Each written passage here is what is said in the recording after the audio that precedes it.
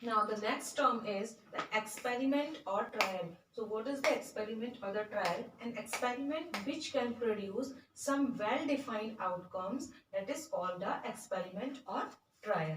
For example, if a coin toss 20 times, so each toss is called an experiment or a trial, and we get either head or tail as a result, so that is called the outcomes.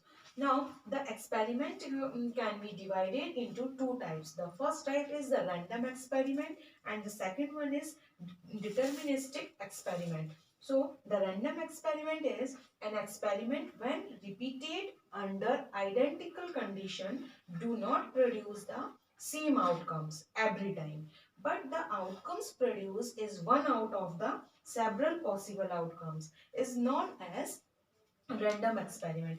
For your example, tossing a fair coin is a random experiment because if we toss a coin, so the either head or tail will come up. But if we toss again and again and again, so then the outcomes each time will not be same, but it will sure be either head or tail.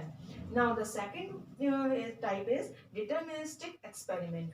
An experiment when repeated under identically conditions produce the same result or outcomes is known as the deterministic experiment.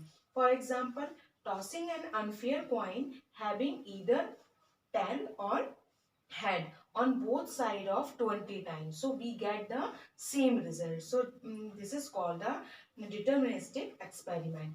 So these are the types of experiment or the trial.